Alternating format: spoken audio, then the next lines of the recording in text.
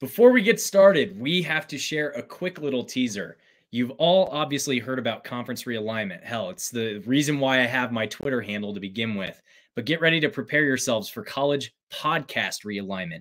A new college sports community is coming soon, and Cocaine Willie will be the official Kansas State representative. Stay tuned. It's a great day to be a Wildcat.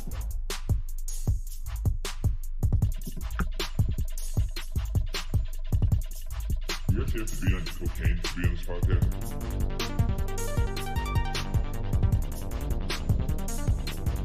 Cocaine.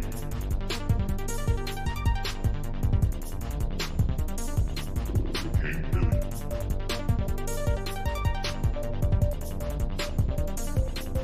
Cocaine.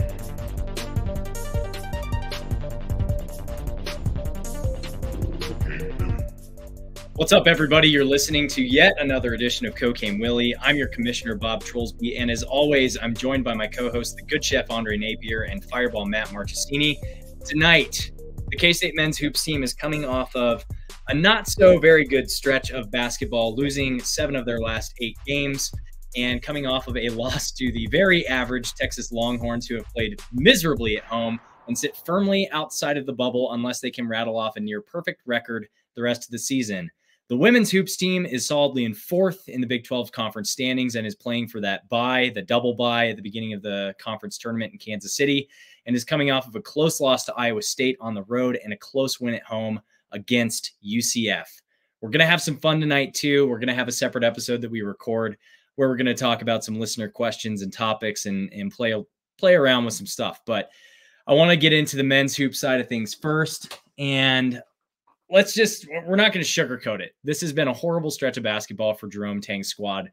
And outside of a overtime victory against the Kansas Jayhawks, it's been really frustrating to watch. I think in large part because a lot of these games have been relatively close and they've been against teams that are beatable teams, I would say.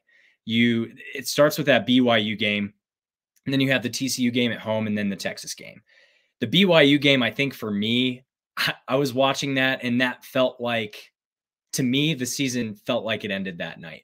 That felt like a must-win game, and you needed that quad 1 victory on the road, and it doesn't come, and it's a close matchup. You have multiple opportunities in that game, and then it doesn't quite happen.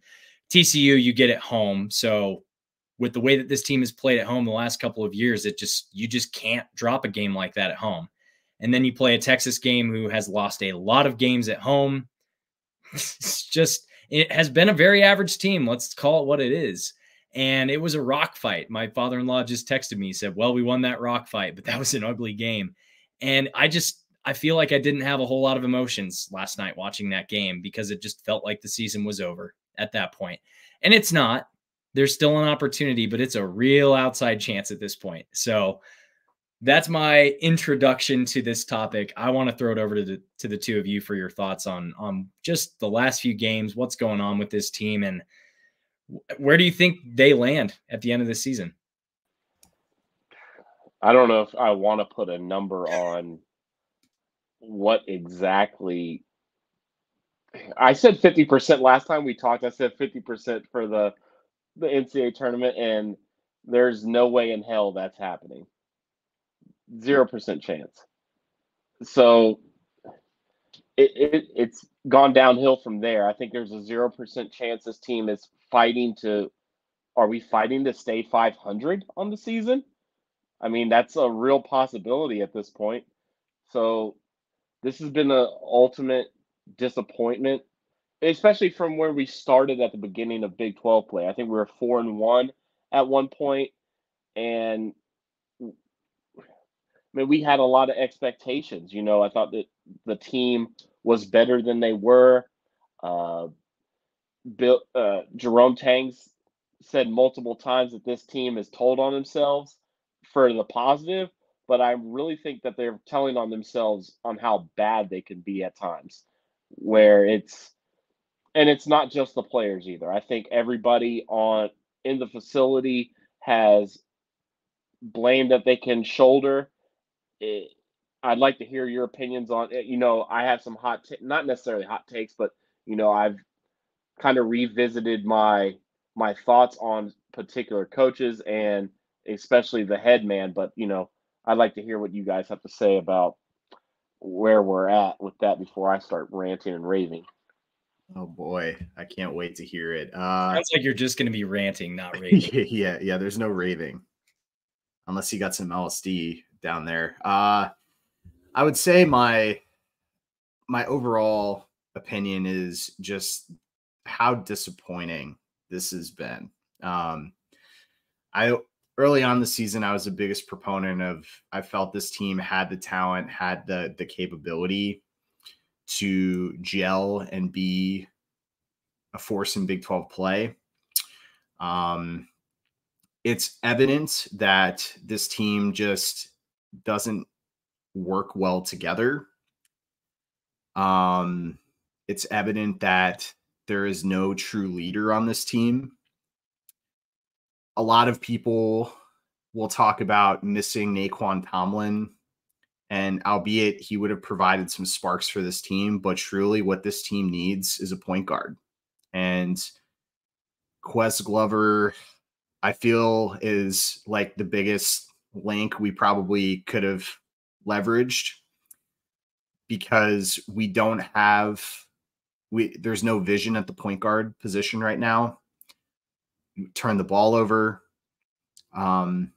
It just from the outside looks like a team that's just extremely undisciplined, and they're just not good on the offensive side to be in games. The defensive side has shown some really big moments, but you can't score the basketball because there are these unforced errors and missed open shots. And the past two games were very winnable. And I also stated last night, the season is probably over, but if you win last night and somehow go 5-1, in your last six, the only loss being at KU, you're in the NCAA tournament. You're 10-8 in conference. You're in the NCAA tournament. So this was really a big failure if you think about it, because the individual pieces that were brought in for this team were obviously brought in for an offense that does not fit right now, with two players that you probably anticipated were going to be very helpful with that. But it just doesn't seem like the IQ is there. It doesn't seem like as individuals they're able to play together, and we're seeing that kind of final results in these past 5 games that we've lost. So,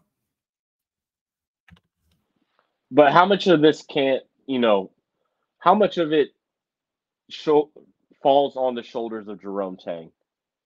In all honesty, I want to hear where we're at with it, because he had a magical run last year. And I'm not calling for the man's job by any means. It's his squad. He deserves everything that he's gotten so far, but he also deserves some of the shortcomings that this team has had this year. What is Jerome Tang as a head coach? Like, I feel like there's styles to coaches. Is he a developer? Is he a recruiter? Is he an in-game strategist? Is he a combo of all those things? But to me, I haven't seen anything to tell me that Jerome Tang is any of those things.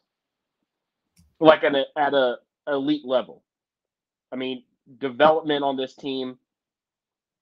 I mean, maybe the sole person that you could say is developed is Cam Carter, but I think Cam Carter hasn't developed nearly as much as we thought he did, just based on the fact that his efficiency hasn't gone up any, and he's just a more volume shooter than he has been from the previous team. I know he's only been here 2 years, but I mean, you could still see development on younger guys that have played significant minutes. Recruiter, I mean, he had a pretty decent class with the Data Ames and RJ Jones class. But he's brought in 4 high school recruits in 2 years, and his best player was Keontae Johnson, that he recruited out of the transfer portal. And I think he kind of got bailed out because of the heart issue that he even was able to get him. Because in all actuality, if Keontae doesn't have a heart issue, he's not coming to Kansas State. He's probably not going anywhere. He's going to the league. But he benefited from Marquise Noel. Did he develop Marquise Noel? I don't know. I can't say that for sure. It's just, and in game, I mean, I'm going to beat on this drum until, you know, the drum is busted, but his court management, his game management is well below average. Timeouts, how to control runs, how, you know, sets, you know, running anything out of a timeout, running anything before halftime, running in game at the end of game sets. There's nothing there. There's zero. And it's really disappointing. And I don't see a lot of people calling him out on this because, I mean, first of all, we're not basketball savants like, you know, most coaches are. But just from the layman, from my point of view, he does nothing in game. And maybe you guys can tell me different, but I don't see anything that he does in game. He sits down on timeouts, way too long. He lets runs go forever. He uses media timeouts to bail them out, and I don't think that's how you should do things, in my opinion. So I just want to kind of know what you guys are thinking with Jerome. Well, I think when you bring up Keontae Johnson and maybe that feels like a bit of a fluke, it really isn't isolated because Tyler Perry, looking at On Three right now, Tyler Perry was the 17th best transfer portal recruit for the entire 2023 cycle. He was ranked higher than our next best player, which was Arthur Kaluma, who was ranked 74th in On Three.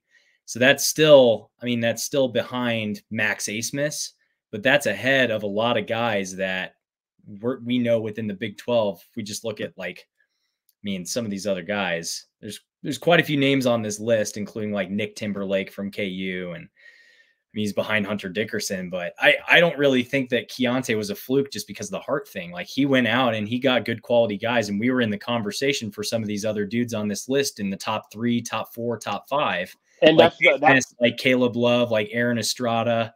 And that's the issue that I'm having, where we're saying that we're top 3, top 4 with these guys, but Jerome's not closing in on these guys. And it always seems to come around to, oh, he wasn't going to be a fit with the program. He wasn't going to be, you know, this, that, or the other. There's always an excuse that, you know, when we first got here and he was trying to build the roster, oh, we're going to wait till later down the road to find guys.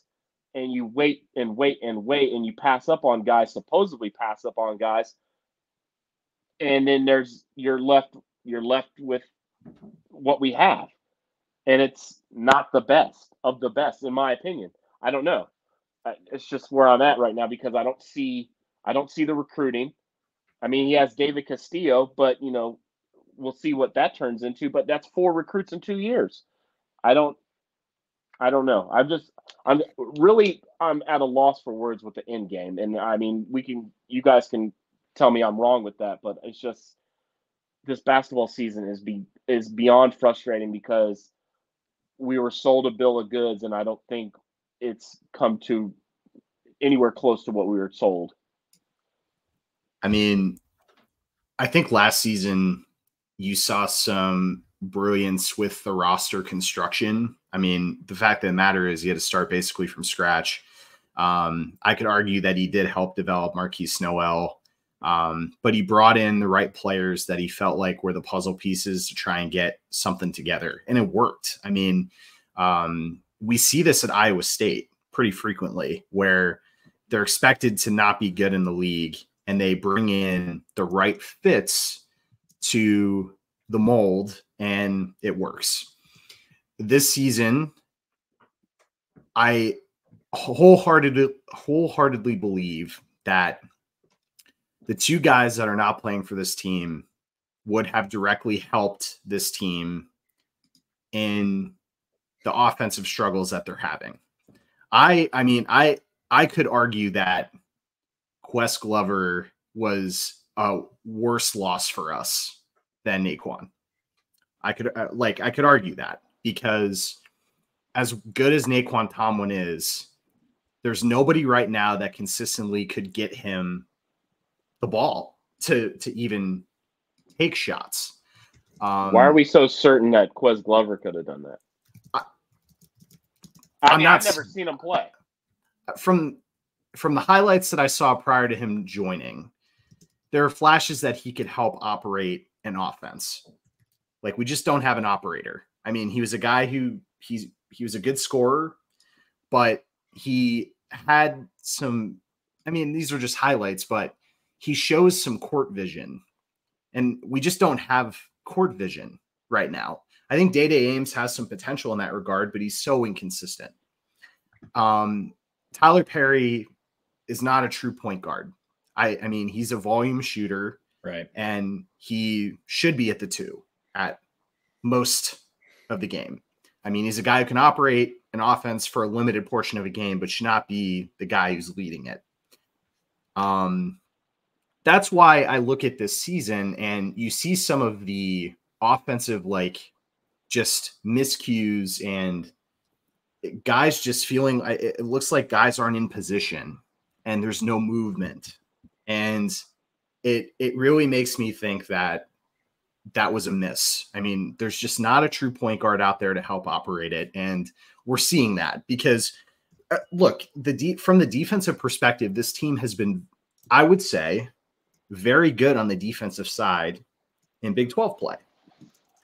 Reason that we've been in a good portion of our games. So I can write this season off, and I could agree with you on some pieces. I do think there have been some runs that we've seen in Big 12 play where you do wonder, okay, maybe a timeout could have come earlier. Where are the adjustments? But the fact of the matter is, the TCU game, you give up a 20-2 run after you're leading, but you're still tied with 7 seconds to go in the second half. Like, it's not like you're getting blown out. The Texas game, you're down by what, 5 at half. Like, there's parts that, you know, we tie up the game in the second half or we're 2 points down. It's because we can't score. Like, this team just can't score. BYU game, like, BYU goes, you know, and has a great first half. This team claws back in the second half. Like, can't score. Like, you get into points where they just can't score. So at this point, with 5 games left, I don't anticipate anything changing. They can't score the basketball. They'll play good defense. I'm convinced for the last 5 games, they'll be in 4 of them. They're not going to be, they will not be in that game in Lawrence, but the next 4 games, they're going to be in those games. I will absolutely say that. And they've been in pretty much every game all season. For the most part, they've at least been at arm's length in most of these games. I think that's what's the most frustrating part about this entire season is you have the Iowa State game where you battle back and then you end up bringing it within what? You tie it up multiple times, but then you can't take the lead. And that was super frustrating.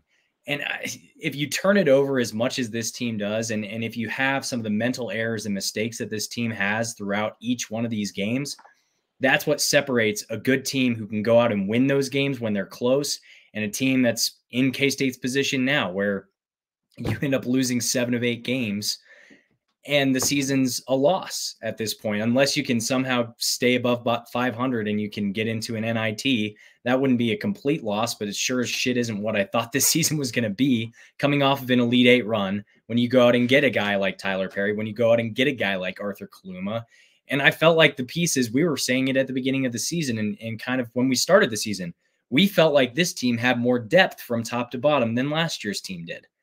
But you see the product on the court, and it doesn't seem reflective of that whatsoever. And I echo 1,000% what Matt said with the disappointment piece. Like, that's the thing that frustrates me the most is you can see when this team is firing on all cylinders and the pieces are all working together, that it looks great. Granted, you still have some of the turnovers and errors that they have, but you can see them. They look pretty damn good in the game against KU. When they put it all together, it's just, that hasn't happened in every single game. And it doesn't happen on a consistent enough basis throughout the game to where they can pull out dubs. And ultimately, that's what separates this team from other teams in the Big 12 and from other teams that we've seen at K-State.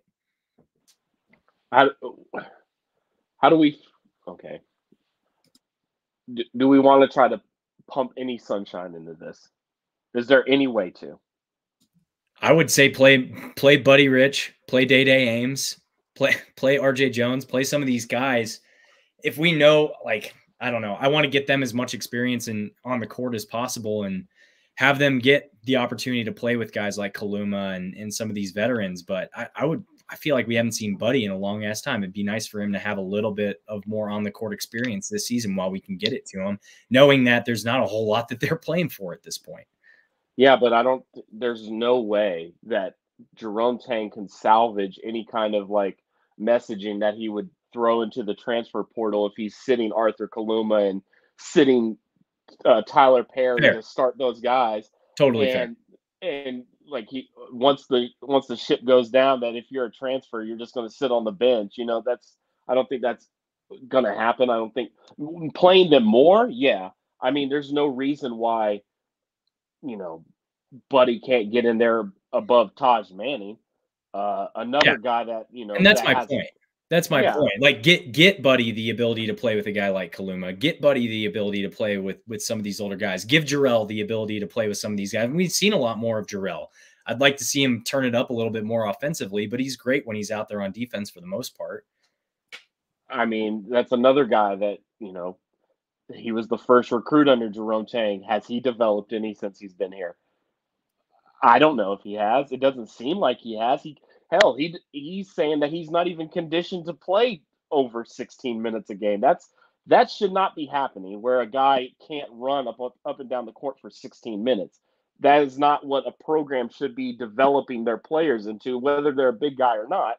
He should be able to run for at least 20 minutes. If Will McNair can do it, Jarrell Colbert, who was supposedly a 4-star recruit, one of the best big men in his class, he should be able to do that, but he's not developed.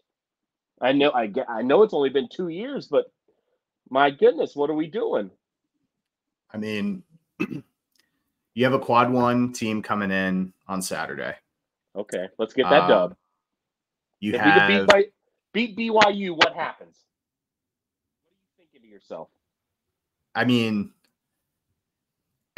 like the last 4 games, the BYU game, what we got competitive in the second half there. I mean, BYU is a tough place to play.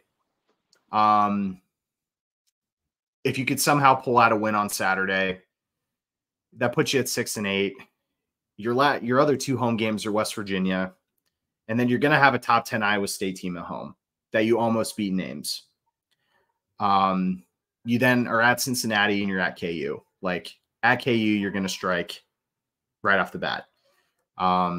There is nothing that these past 5 games have shown me that says this team's going to beat a BYU. This team is going to beat an Iowa State. This team would beat, but like 9-9, I just don't, I don't know. I don't see it. I mean, there's just nothing here that shows me that. Okay. I would love to pump some sunshine. I would have probably pumped a little sunshine if they pulled out the game last night. I mean, because that was a quad 1 win on the road that would have helped the resume a little bit. But I don't know. This team just has not shown anything to say like they can beat a BYU team with 2 big guys that really kind of just we didn't game plan for. So I don't know. Okay, I'm going to show you a number. I'm going to show you a record. If this is our conference record after the Big 12 tournament, are we in?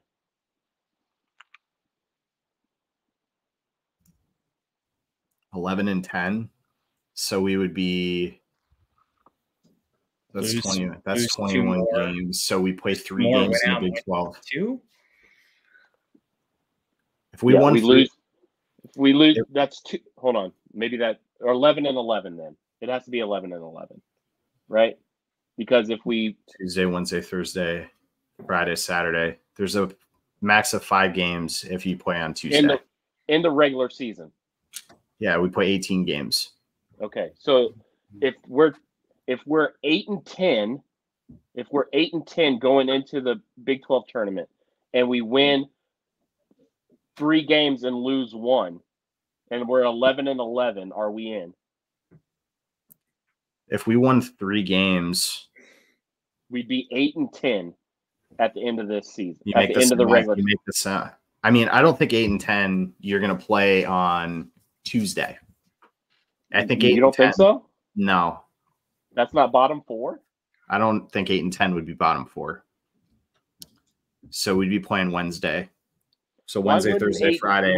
We're bottom 4 right now, and we're 5-8. I know, but I'm thinking like there's 8-10 would have a bottleneck kind of at that. I mean, Oklahoma State, West Virginia, UCF. That's 3, and I don't think we're going to have a better record than Oklahoma, BYU. The only other team could be Cincinnati, and depending on how home games, who we beat on home and whatever, I think we could be bottom 4 playing West Virginia in the first round, then playing Texas Tech or somebody of that ilk in the second round, and then playing another team, and losing that game, which would get us to 11-11. So 8-10. We're 5-8 now. Yeah, I think I'm pretty sure. 8-8. 8-8. We lose both games on the road. I'm just like trying to picture this out, how this would work. But okay, Bob. While Matt is doing math, does 11-11 get you in? I don't know, man. Does 9-9 get you in? That's essentially the same thing. You're saying it's the same thing. Okay, so if the favorites win, I don't know. Oklahoma would be 7-11. So they would be 11. So K-State would be the 10 seed at 8-10. They would play TCU first. They would then play Iowa State with the potential to play Baylor. If you go 3-1 and you make it to the champ, they are in. Buddy. They're in. I'm just saying, like, I get it. There's no way that this happens, but like, I mean, I think it would be more fair to say if this team was 10-11, like they win 2 games and lose in the semi, that's a conversation of this team is probably on the bubble, but they did just beat a probably top 10 Iowa State team, plus a TCU team that's going to make the tournament. So I don't know. Because where I'm at is I think this team could go 3-2 the rest of the way through the regular season. I think, but I was envisioning that we'd be playing in that that first week where you get one of those cupcakers, like a West or a UCF. If you beat a UCF team that's they're in like the 60s in the damn net, and you beat them on a neutral site, that's like a damn near a quad 1. Yeah. So what I'm saying is the whole reason why we were struggling before the losing streak, even in the midst of it, what we were struggling with is that our resume was so butt that we had really bad numbers like in the net, and we didn't have a lot of quad 1 wins. If you're getting quad 1, like the Big 12 tournament is a place where if you can salvage this season towards the latter half, where you're not going into the Big 12 tournament completely skyrocketing below 500, that would put us at what, 18-13 going into the Big 12 tournament. If you finish it 21 and 14 or 21 and 14, there's no reason why that's not a Big 12 tournament. I mean, a big NCAA tournament. Here's the other thing: if you win the tournament, you're automatically in, regardless. Oh my God, that's a possibility. I will say this: the Big 12 tournament this year is, I think, primed for a team that is 5 through 8 to make the final. Oh yeah. It's going to be a long tournament. I mean, like right now, if the way things could go, KU could be a 6 seed.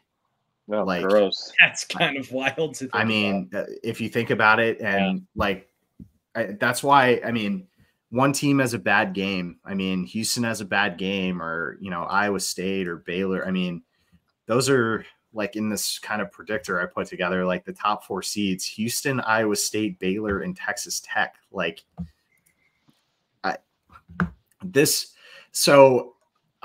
I am very much like, I don't see anything with this team that says they're going to improve. So I'm not going to get my hopes up. I feel like we're playing Tuesday. We'll probably win Tuesday. We'll play Wednesday, and yeah, dude, we're beating BYU, and then I'm willing this team to victory. I said that about TCU. You were right there. We were right there. I know. I understand if it wasn't for just brain dead coaching, we would have won that game. There's no reason.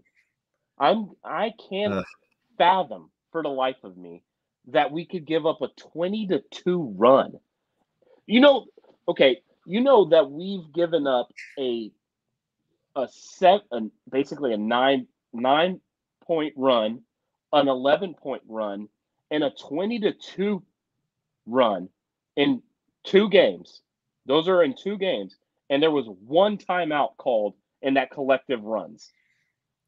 Because this guy thinks he's Phil Jackson. God, like you said, 4 weeks ago. That was months ago. That was after the LSU game. What are we doing? This guy thinks he's Phil Jackson. He's not calling timeouts. It doesn't make any sense. Yeah, that was in December. Yeah, it wasn't like 4 or 5 weeks ago. That was like 8 weeks ago. I do want to end with this. This was just interesting to me because I haven't put an outline together in 2 weeks. K-State is the same ranking in KenPom that they were 2 weeks ago when we had our last show. So they haven't gone up or down.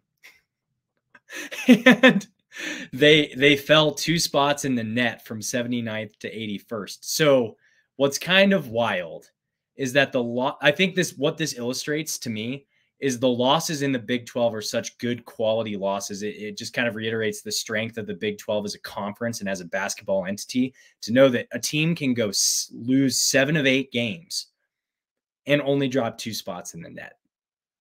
That's just kind of wild to me. We'll close with that. The net is disgusting. The net is an absolute joke. KenPom didn't even change. KenPom didn't change at all. I don't understand what the net. I don't understand what the net rankings are looking at. Like, okay, we all know that the Big 12 is a hellfire gauntlet, and there's some quality teams in there.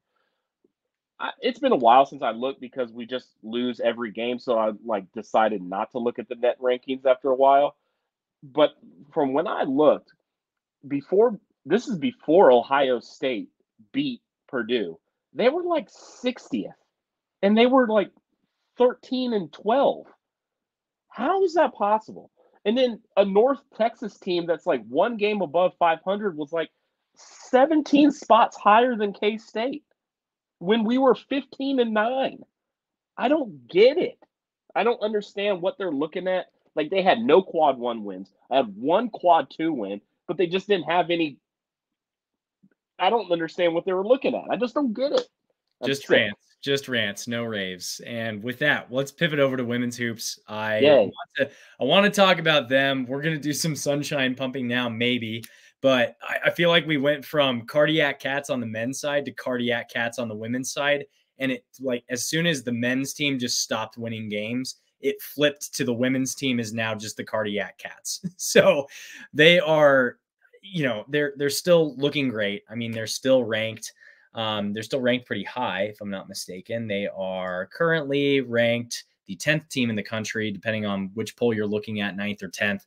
22-4 overall, 11-3 in Big 12 play. And it's K-State, West Virginia, Texas, and Oklahoma. Those are the top 4 teams. K-State is currently essentially a lock for the bye, one of those first 4, if they keep doing what they're doing. And they just need to control their own destiny in that front, and they'll get those buys, which is great for Kansas City. And I just, how are you feeling about this last stretch of games that the women's team has had? Because it feels like every single one is like a 1 or 2 point game, whether they're on the winning side or the losing side. And I watched that Iowa State game with my mother-in-law, who went to Iowa State. And that was what, an overtime or double overtime game? Double overtime game. And that, number 55 for Iowa State kind of bumped her out of bounds. And it just seemed like a really physical, really tough match. And Ames is Ames, regardless of whether it's the men's side or the women's side. But I guess just how are you feeling about the women's team overall right now, knowing that they've not fallen this last stretch of games, but they've at least made things a lot more interesting in the outcomes of the games? Yeah, it's been survival mode. It seems like for every single game. Obviously, with the Yoka Lee out, they had their moments early on in that stretch, and then they've really struggled in they've really struggled to kind of overpower some of the teams kind of in the back end of the conference. They have 4 games left. It's the game tomorrow night is extremely, extremely important. It's their last game against a ranked team, at least as of right now, in Big 12 play. They're 1 game back. Oklahoma women did win tonight. So Oklahoma's kind of in the driver's seat with 3 games to go to win the conference, which, if you look at this team, if they stayed healthy throughout the rest of the season, the middle part of the season, I think it would have been a different discussion. But there's no way else to put it. I mean, they have the capability in the last 4 games to win all 4 of those games, and that would really cement them, number one, as they'd be hosting the NCAA tournament, which would be absolutely huge. But most importantly, it puts you in the national discussion yet again of, okay, you could be a top 2 seed, or at least, in the top 2 seed lines for the NCAA tournament, and with a high potential to win the Big 12 tournament, which is in Kansas City at the T-Mobile Center this year, which that Tuesday night is the championship game, and the men could be playing on Tuesday and the women could also be playing on Tuesday. So could be a doubleheader, which would be laughably ironic. But yeah, I mean, hopefully Yoka Lee comes back after the sprained ankle and gets things going. So yeah, that's the number one focus, is to get healthy. I mean, we all see the light at the end of the tunnel with Big 12 championship ramifications, seeding ramifications, because when you're a highly successful team like these women are, every game, you kind of have, they say that moniker, it's a 1-game season, but you kind of have to take it that way because so many things change within that 1-game season that you have. If you win, depending on what everybody else does, your whole situation changes. So the first thing they have to do is get healthy. That's for the entire team, because Gabby Gergie's been fighting through a million things this year. Ioka Lee, you got to get her on the court. Take care of those legs, but you want to get her healthy and get her on the court for that final stretch of the NCAA tournament and the Big 12 tournament. So it's all there for the taking. Oklahoma will slip up eventually.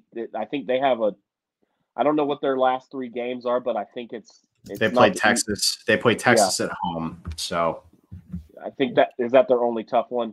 I thought they still played West Virginia. I thought the last time I saw Texas was their only big game left. So okay, well, maybe Texas can do some favors, but I think they're high up in the seats. They also go to KU, but we also go to KU, and they host Oklahoma State. Okay, so let's keep our eye on the prize, and we can we could still end up on top, but we're going to need some help. But the only thing that you can control is really just that one game in front of you. But getting healthy is the number one objective because there's a lot of prizes down the road that if the women win a natty, man, I'm going to be touting that women's natty to my fucking Absolutely. to my kids' kids. Absolutely. Absolutely. I mean, how many other opportunities are you going to I just think about this team and you beat Iowa, right? You beat Caitlin Clark, who's scored the most points of any woman of all time, with the exception of a KU player who I've heard a lot about recently this past week. There was some KU women's player that she scored the most before they were an NCAA sanctioned program, like sport. Like the sport was not recognized by the NCAA, and she had the scoring record before Jackie Stiles did. So it's wild thinking that you beat that team and you beat them twice within the last, 2 seasons. And the only game that you drop prior to conference play is also to that Iowa team because you play them twice in non-conference. And it's just such a great basketball team. And once we can get Yoki back and get her fully healthy, not like she was in the Iowa State game and not kind of this day-to-day that she is right now, this team can win a natty. Full stop. I don't think there's any doubt in my mind that this team can compete with the best of the best. If they're playing Angel Reese and LSU, they're going to go toe-to-toe with Angel Reese and LSU. If they play Iowa for a 4th time in the last 2 years, we already know that they can go toe-to-toe with Iowa. So who is going to beat them? Is it a South Carolina? South Carolina is going to be a damn good basketball team come tournament time.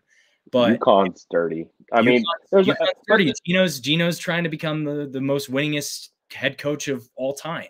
But you like you said, we've beaten Iowa. We beat a very, very solid North Carolina team. They're underrated, and that shows you the depth that we had. And Texas and Baylor. And Baylor historically is one of the best programs out there. And Texas is good year in and year out. I mean, the one thing that I will say is the past handful of games have not looked good. No. The Iowa State game was one where the first half they looked absolutely atrocious in the first half, and they have not had a complete game in a long while. And so I pumped the brakes a little bit with it because we see the highs of what this team can accomplish, but this team also went down to the wire against UCF and went down to the wire against Oklahoma State. And those are not good teams in the Big 12. So I do think they have to show some improvement in the last 4 games of coming together, whether tomorrow night they have a Yoka Lee or not. They have to really kind of show that they haven't regressed, because that's my fear. But I think that's the kind of team that this K-State team is. I think, they not necessarily they play up to their competition, but that's kind of the style that they want. They're not these run and gun teams that are just going to blow teams out of the water like a South Carolina. But I think if you get those kind of teams against K-State, we drag them into like deep waters that we make other teams play our style of basketball. So it's going to be a rock fight versus anybody. This K-State team doesn't get blown out. They don't get beat by a lot of points. They're not going to beat a lot of teams by a lot of points, but they're going to make the game insufferable, similar to what we did versus Iowa. We're not going to let Caitlin Clark go off for 40 and the rest of the team, do whatever they want either. So we're going to force teams to play our style of basketball, which, if we're forcing teams to be out of their comfort zone and we're more comfortable playing these low scoring tight games, I think we can pull off some dubs versus some teams that aren't used to that style of basketball. These next 4 games are going to tell us a lot about this team, because you're playing West Virginia, KU, Iowa State, and Tech. And Tech is the only team that's ranked in the bottom half of the conference right now. They're the only team with a below 500 record in the conference right now. So you're playing a KU team that they're pretty salty against you the last matchup that you had. You've got a West Virginia team that's 22nd in the country. They're technically the last ranked matchup, but any one of those 3 teams, maybe not Tech, but any one of those three teams between West Virginia, KU, and Iowa State can beat you on any night on any court. So how they do in these next 4 games is going to tell us a lot about this team and how they're going to fare, I think, long term when we think about Big 12 conference tournament, when we think about the NCAA tournament, when we get to March. But any other final thoughts on the women's team before we get out of here, boys? Let's go Cats. Let's go Cats. Let's go Cats. Cardiac Cats, shitty Cats or otherwise. We're going to ride or die until the season's over for both of these teams. But for all of us here at Cocaine Willie, thanks for listening on your Apple or Spotify podcast feeds or YouTube or wherever you're listening to this. Do us a favor, wherever you're listening, leave us a 5-star rating and follow the show. If you're watching on YouTube, give us a like on the video and subscribe to the channel, even if you're not a K-State fan. You can follow the show on Twitter, Instagram, or TikTok, or follow us individually. But you can follow the show at Cocaine Willie. Follow us individually. I'm at Bob Trollsby. Fireball Matt is at Matt Marchesini. And Chef is at Chef Andre Napier. Chef, take us out. Cocaine's a hell of a drug, baby. We are all coke and no joke. Wildcat Country. Let's ride, dude. I'm not giving up. Let's ride. We're right.